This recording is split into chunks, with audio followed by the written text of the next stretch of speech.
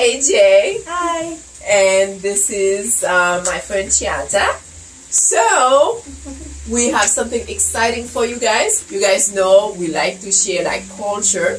So today we are taking you guys to Liberia because my friend AJ is gonna show me and you guys how to make jollof rice, Liberian style jollof rice. So I'm gonna be the sous chef today, by the way. Sous chef too.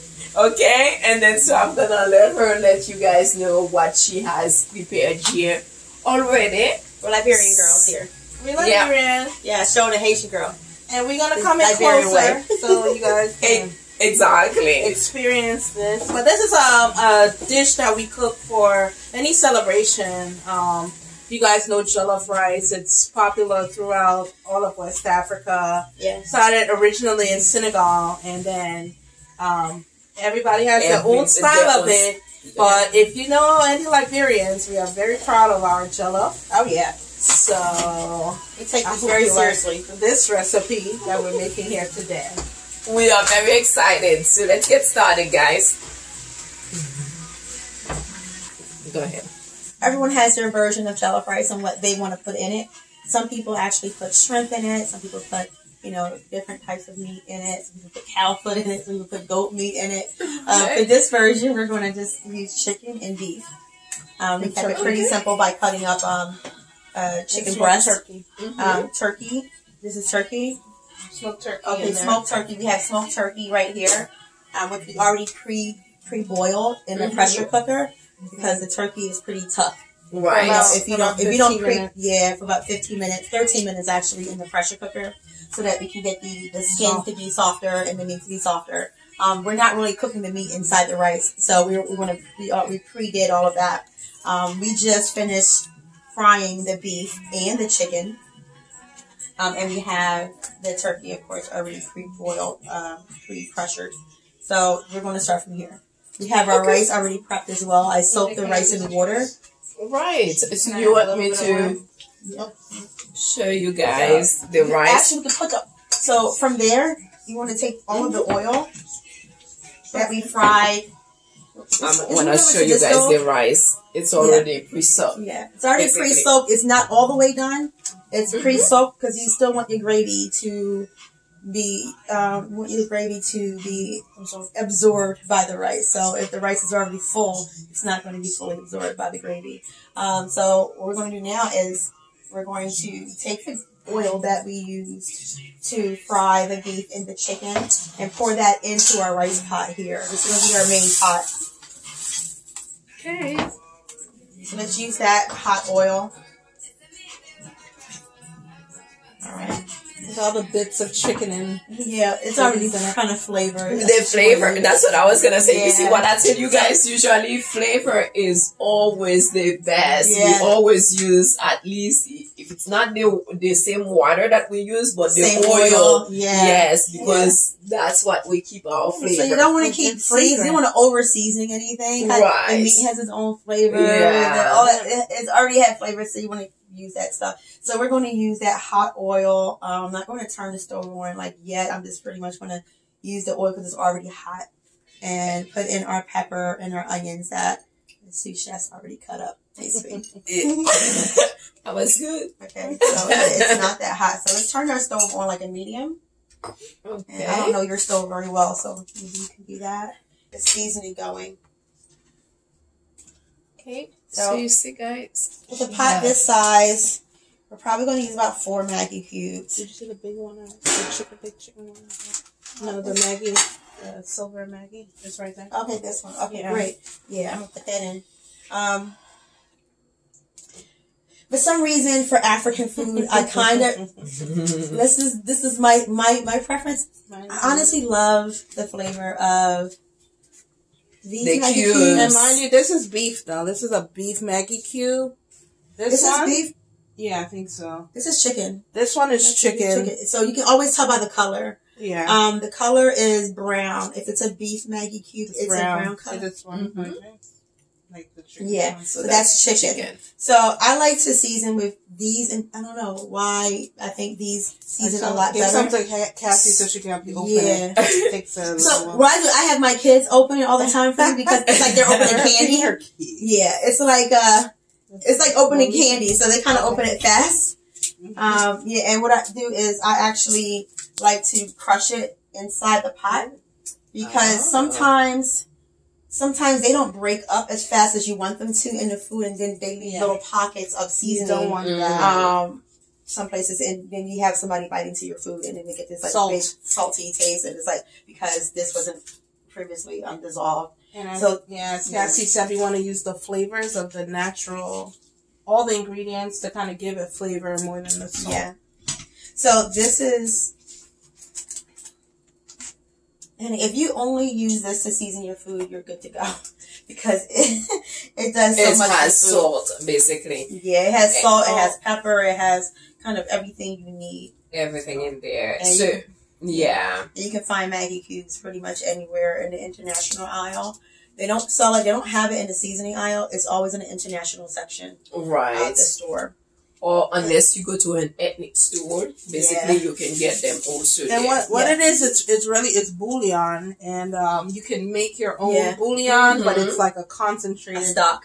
Bouillon stock. The same thing, chicken stock or beef stock or whatever stock you use, and then you add water to it to kind of dilute it. Like a condensed stock, right? Like a condensed stock. Yeah. Okay. So we're still sauteing your onions and your peppers. If I had cabbage, this is where I would put the cabbage in a cup for rice. I like that. So you see, that's what I was saying, right? You guys see, you can put everything and add everything. That's what AJ just said. Add to the celebration of it all. It's like a celebration of food in your mouth. All your favorite things is kind of throwing in there. Make it jazzy, basically. Yeah. So I'm going to cut up our pepper. Just make it a little bit spicy, girls. You want the pepper? That's definitely fine. Because pepper and I want the mix. We're African, so I think everything is kind of spicy all the time. You can adjust the spice though. Sometimes you want the fragrant of the pepper give a fragrance. Yes. For me, it's like I know some people don't eat pepper, but I still like to incorporate pepper because it gives it a certain flavor. Yeah. Especially habanero pepper, such as this, it gives a flavor. Yeah, I definitely me too. So I usually add peppers in pretty much everything. From black pepper all the way. Yeah. I think that one is the hottest one. But. Yeah, but this is one pepper. It's not going to kill anybody, especially because we're adding in the tomato paste, the water, the rice, and all that stuff. So you're not really going to taste the pepper. It's not going to be extra spicy, but it will be fragrant with it. Okay. Yeah. We like that, right, guys? So you want to saute your pepper and your onions until it's soft. Okay, this can't be raw. You know, you want your peppers and your onions to be soft in there. And once it gets softer, I'm going to go ahead and add our tomato paste in there. Yeah. Okay. But you want to make sure tomato paste with nothing but oil. That's where it blends better. Okay. You know? You have water and everything else in the mix. It doesn't really mix right. So when you mix tomato paste with oil, it blends better. It makes it smoother and creamier. Yeah. And then you don't have pockets of tomato paste. Tomato paste, exactly. Yeah. So want it to be a smooth blend. Yes. It blends well with oil. Yep. That's exactly. Even like with making sauce, so we usually only with the tomato. Yeah. In the oil. With the oil only blends well with the flour when you're making gravy. Yeah. I think that showing them how much tomato paste you're going to add is also a big part of jollof rice. I'm actually going to use a whole can of this. Okay. Yeah, I like to buy, I usually cook with a huge pot. With my bigger pot, I would use 2 cans of this. Okay. So only when I'm cooking jollof rice do I buy this big can of tomato paste. Okay. That's the only time I use a whole lot of tomato paste because the tomato paste is what is the flavor of the jollof rice. And again, the color. It's the color, it's the flavor. And then of course it has to absorb into the rice. Into the so rice. you're losing some. Yeah. Right. So you're going to be losing some by absorbing it into the rice. So you want to make sure you still have that. So I put as much tomato paste as possible. Great. So I'm still waiting for our peppers to cook down a little bit. Okay. All right. while we do that, I guess we're going to pack the So that's some vegetables, yeah, right? this is the vegetables. I just want to open it. Okay. Put it to the side here because again, the vegetables are frozen, which means they have water in it. So I'm going to put that in after the tomato paste. So it's like you're making a reduction. This is like you would make a gravy right now. Right Yeah. now, what jollof rice is basically gravy cooked into rice. It's like the chef Boyardee. Remember when people used to mix the chef Boyardee thing with the rice?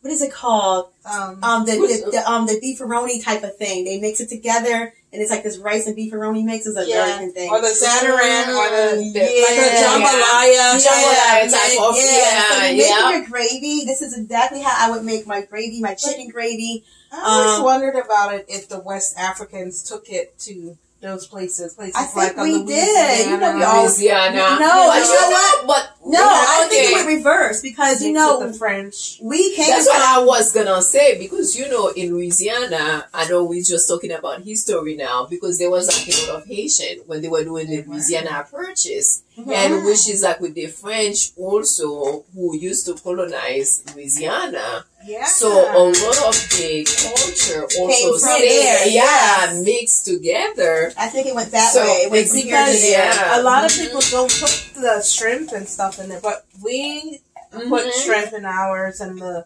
smoked turkey, the andouille sausage. Think about this. Back in Africa, one of our main foods is fish, seafood, because we're close to the water. Exactly. So that would have been natural, and we can't go catch a cow. To go cut that up. Yeah.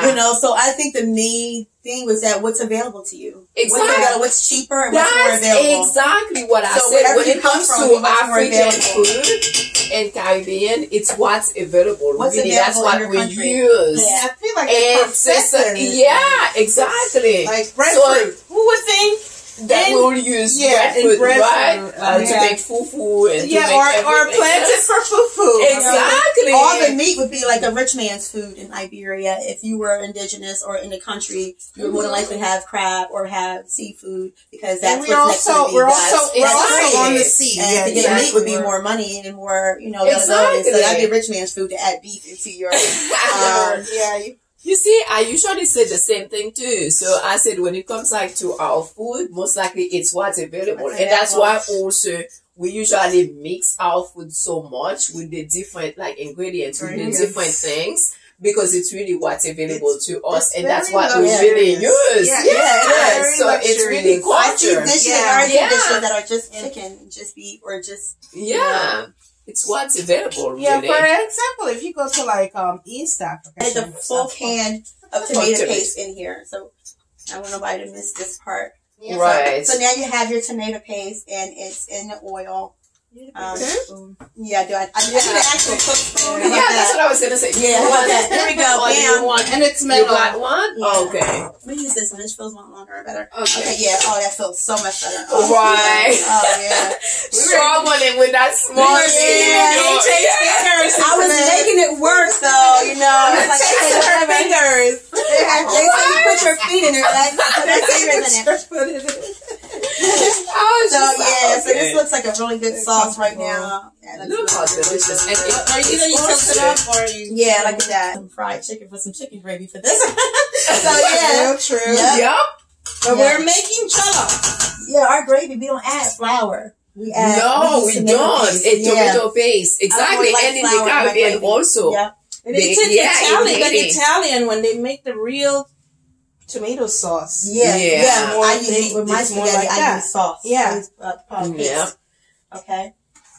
I have this. So we're going to go ahead and start stirring in the rest of the ingredients. You want to put stock in there and turn our stove up now. Now that I'm adding all the ingredients, I'm going to put the stove up a little bit. Okay. More because now we have the stock in there.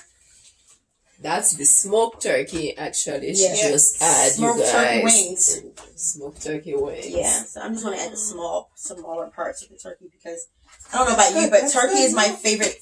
Turkey is my favorite part of the meal. All of it. Yeah. I picked the turkey out of the food. Okay, so we're gonna let that cook down. Turkey has become a lot more popular. Back in the day, they would use ham hock, but because more people stop eating pork. Yeah. Look at that. Look at a picture of this. Looks so beautiful. Look at that. Color. The color is like so beautiful. Oh my god. That's a perfect gravy right there. The smell, if you were here to smell it. Yes, I know. That's what I was saying. The smell. You're making it. You're making it home. We're gonna put the ingredients. Yeah, so we let that cook into there. I'll put the rest of the stock in once the rice go in.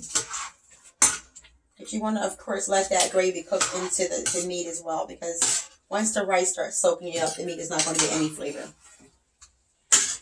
Put the mixed vegetables in? Yeah, we put the mixed vegetables in. We can put it in with the rice. The mixed vegetables cook so fast. Yeah, and then they're going to have a little bit of water in it. So with the rice. Just a little bit now, because our rice is kind of So, and how long do we let the rice soak?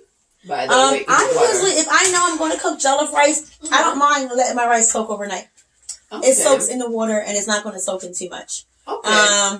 Because then we'll be here forever. Since the meat is already done, you'll be here forever waiting for that rice to get done in your food. So that the meat already being done is going to make the meat too soft. Okay. And it's going to be breaking up all in your food. Okay. So because the meat is already more than done, you want to make sure your rice is soft. And it's not soft, but it's not going to take that long to get done. So with the rice, right? Because I know we are using Uncle Ben's.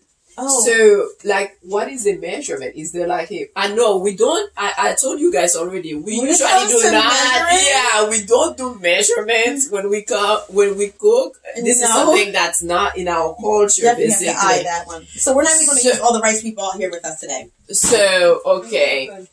Bring it here. Take some of the I guess, that's fine. Do you guys think we still use maybe for 1 cup of rice, 2 cups of water? Maybe to soak it. This is what I always say. To soak it doesn't matter, but to cook it, I like to have about 1 inch of water on top of my rice. Okay. I want to see the rice and then 1 inch of water on top of it. That's how much it takes to cook rice. Okay. But with the rice being soaked already. Okay, and here? Yeah. With it being, with the rice being soaked.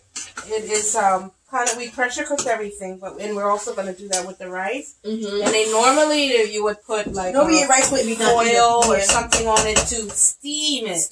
Kind of like you see the Asians when they cook, even their white. Cassie usually uses the Thai jasmine rice. This rice is that's like Uncle Ben rice. This is called parboiled. Yeah, and we steam it. So we're gonna eye it now. Okay. I'm gonna add rice and eye it. So we can see how much. We can make sure we I want you are guys putting the to rice on the rice. You didn't put the vegetables in. I'm gonna put it in with the rice. So she's adding the rice in there. Yeah. When I put the water in to cook into the rice, I'm going to add the vegetables. One, because vegetables are not supposed to be overcooked, and they're already done. Mixed vegetables they come done, already prepared. So I'm not concerned about cooking the vegetable because it's a pre-cooked vegetable anyway. So we kind of just want it to. So there you go, guys. You want to mix that. I think that's enough rice. That's enough. Definitely enough rice. I'm going to go ahead and add our stock into it and turn my stove down a little bit. Okay. So that we're not burning. Jollof rice has a tendency to burn the bottom a lot because of the paste. So because we're using stock right now to really cook the rice, it's not too much water in it. It's really mixed with oil, not grease from the meat. Because the rice is pretty much done. Yeah, you're gonna pressurize that kind of and leave it on for maybe most of the rice process is done, but you're gonna pressure cook and make all the flavors get into the rice. Okay. And now we're gonna just pour our mixed vegetables in. Yummy. Then it'll start looking more like jollof rice once you mix the vegetables in. Now, Cousin Amy, have you seen people take the rice and put it in the oven sometimes to give it that extra that crunchy? Oh wow! If they get to the point where they don't, we can cook it that way also to Yeah. cook it. And yeah. After it's done, kind of like that broken rice, taste. There's just so many ways to cook your So jollof many rice. ways. You don't have It's to like add the meat, jambalaya. guys. But the meat for Liberian jollof rice is just the. You want to see the look of it? This is the essence of it. It's supposed to look like a rich rice. Like this is something you have at a celebration. Yeah. You know, and Every the richer you make it. The more well-to-do you are. That's where you are. Yeah, otherwise, you'll get talked about. Yes, you added hot that your rice had nothing in it, basically. Yes. How dare you bring a What's feast? your rice? How dare you bring a feast without the feast? Right. Okay, so now we're just mixing here. Okay. And then we have, you got to mix it really well because you have the tomato paste at the bottom and on the sides. You want to make sure that it's well integrated into the rice.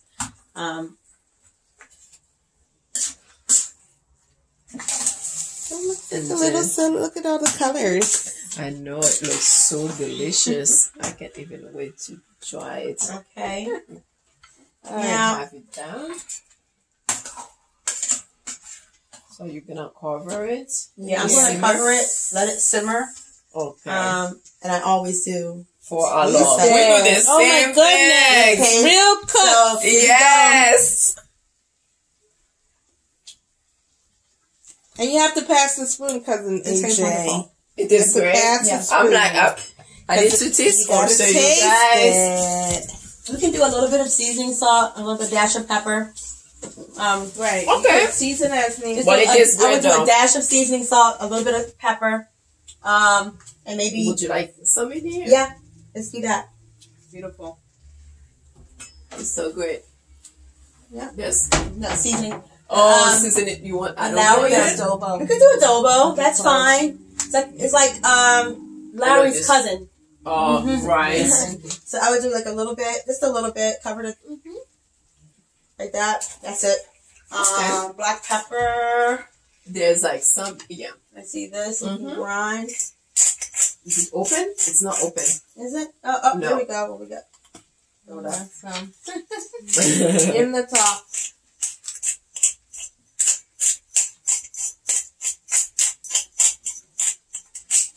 You have to constantly stir this because the bottom gets, Right. And top. Gotta stir it in. Yeah.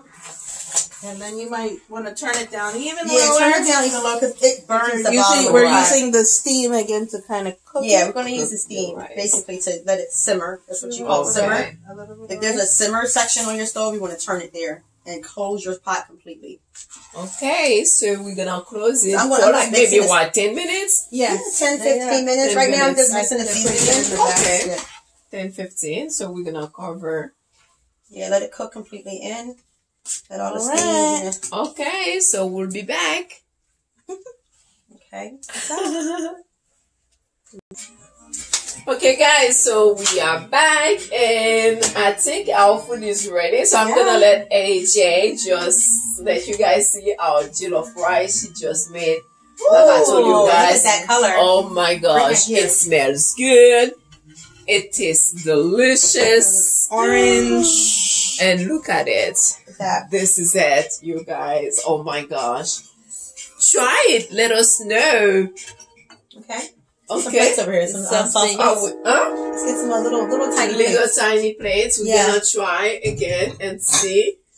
There you go. Perfect. You wanna try? So our meat is properly integrated into the rice. Let's see. So we're gonna taste it, you guys, so we can see. It's a taste. A small bowl. Little taste. Some meat in there too. Yes. I want to taste. I know my bowl is bigger than. Your bowl is bigger than a taste. It's fine. I got one. Anything. So There you go. There we go. Oh yay! It looks so good. Let me put some more rice in it for you. Oh my gosh. There you go. I want to taste it so you guys I don't know about you, but Liberian food to me always tastes better the next day. So after it's already in and overnight, tomorrow this is the flavor and this is going to be phenomenal. I always love my food the next day. Oh my gosh. But it's so tasty, so flavorful. Okay. So we all gonna taste. And if you guys, like we said, so this is for parties, weddings, anything. So we have like kids love it rice. too because they can just go. Kids love it. I make a big pot and the kids can just go back and forth to the pot and eat and everything. It's really tomatoey. Very tomatoey. Very tasty, very flavorful with all the meat in there. So it's really tasty. So you guys should try it. And so I do like to thank you guys. We do like to thank you guys for watching. So maybe we're gonna have like these ladies back again, and so we can learn something else, right? Yeah. Maybe a different dish from Liberia. So remember to subscribe. And this is my girl again, AJ. So check her out. She's at the mall. She has her own jewelry line also. AJ More Exclusives in King of Prussia Mall. There you go. We're located in the court on the second level. Second level. Okay. Well, so thank you guys for watching Cassette Cuisine and my girl Shaita. I hope you guys had fun with us and try it. And remember, subscribe, and thank you again for watching. And ask questions if you have any. Ta-da! Ta-ta! Au revoir. Yes, bye. Bon appétit.